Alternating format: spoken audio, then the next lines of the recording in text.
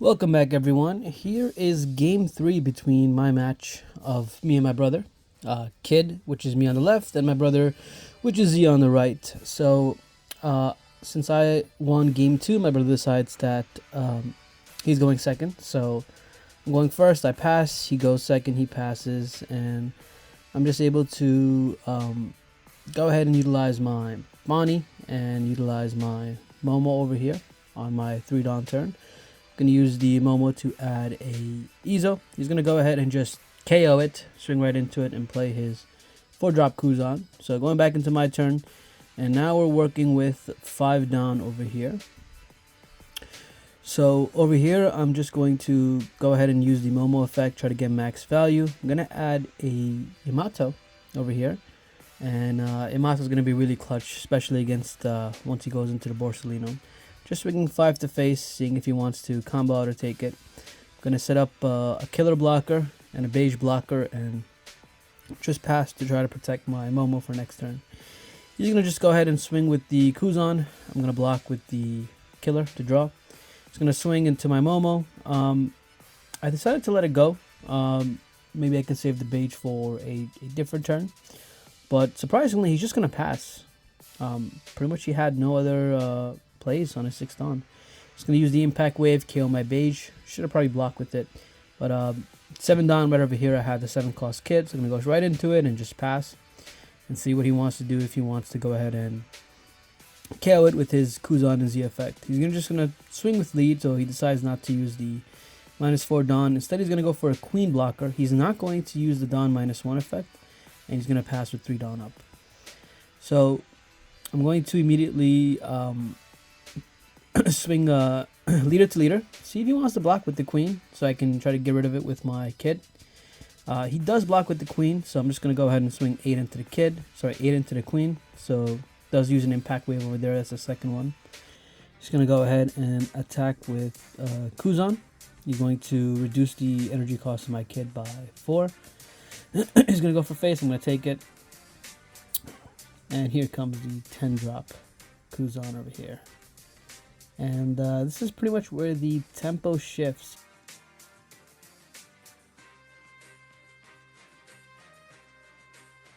He's able to just get rid of my Odin. I'm going to use Odin's effect to play the Okiku.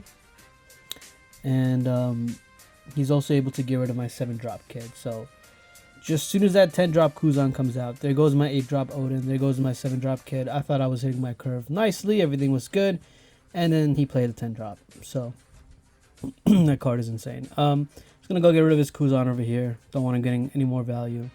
I have the Okiku. Just gonna swing 8 into his face, sorry, into his queen. Get rid of that blocker. Can't really tap down the Kuzan as a cost of 10, right? I'm going to go ahead and use the rest of the Dawn to play Law, bounce the Okiku back to hand and play it again. That way it's a little bit safer, you can't really swing into it. And 10-drop Kuzan is just so powerful, it's just going to swing 10k every turn and you're forced to take it.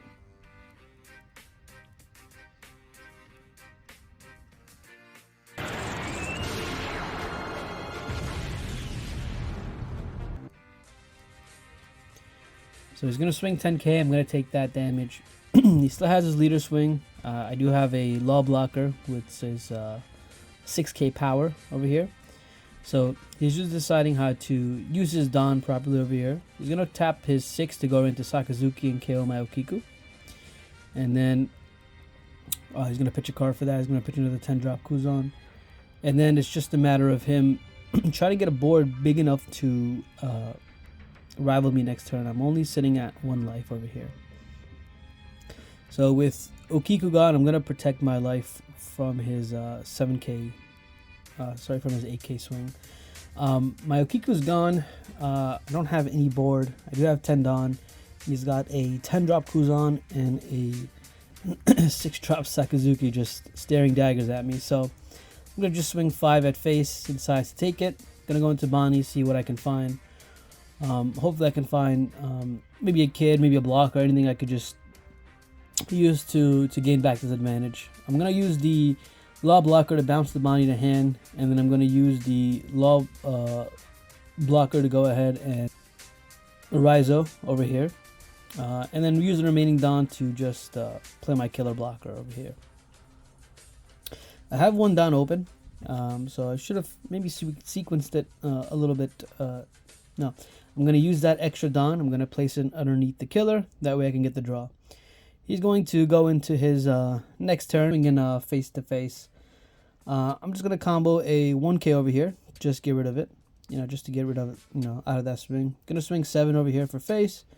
I'm just going to block with the Law, and I'm going to combo a 2k to protect it. And Kuzan's going to swing. I'm just going to block with the killer.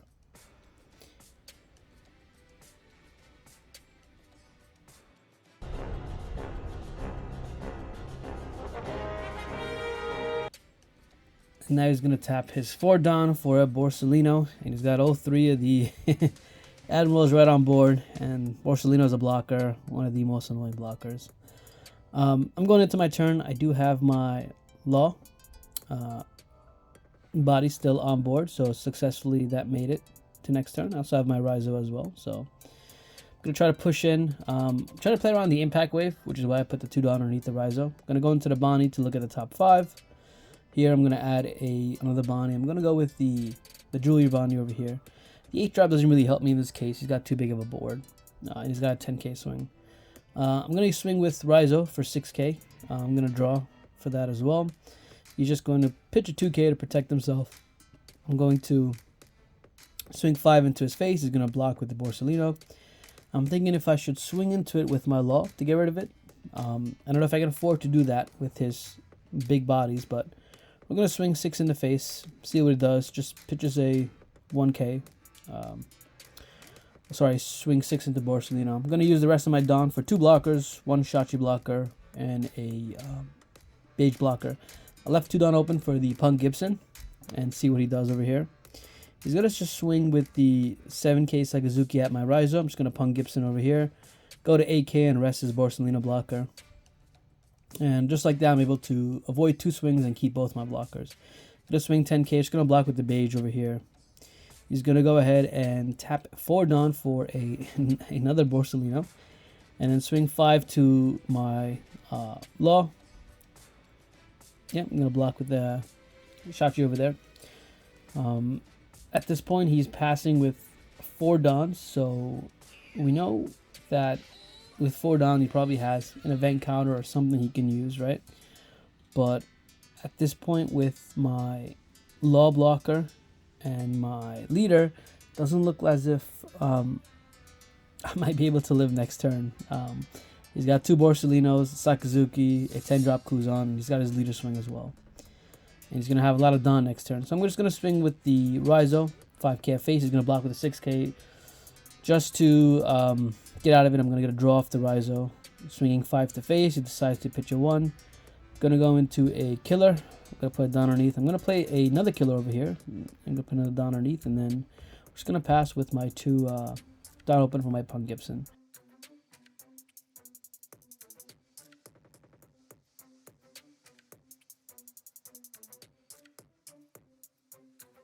A slight misplay over here. I should have blocked with the killer, just so I can maximize my draws with both of them. Instead, I let the Bonnie go, and now I'm only going to be able to get the draw off 1 killer. So he's just swinging with the Borsalino. He knows he's going to be playing around the Punk Gibson over here, right? So he knows that. He fell for it once. He's not going to fall for it again. He's going to put a Dawn underneath his Sakazuki, swing 8k at my face. I have 2 Dawn open.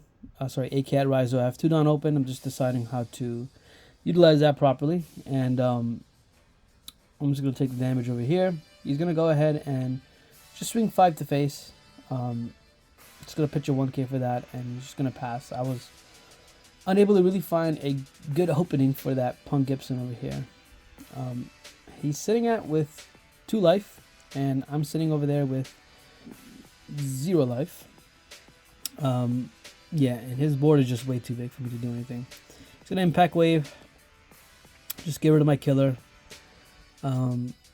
Pretty much this game is pretty much decided at this point. His board is way too big. He's got too much Dawn open, too much defense, too much offense, and I really don't have much going for me. Just going to use Jewelry Bonnie. Going to add a poo over here for a 2k counter. and gonna tap 5 down for Basil Hawkins. Surprisingly, if I manage to live next turn, Basil Hawkins can maybe put in a little bit of work.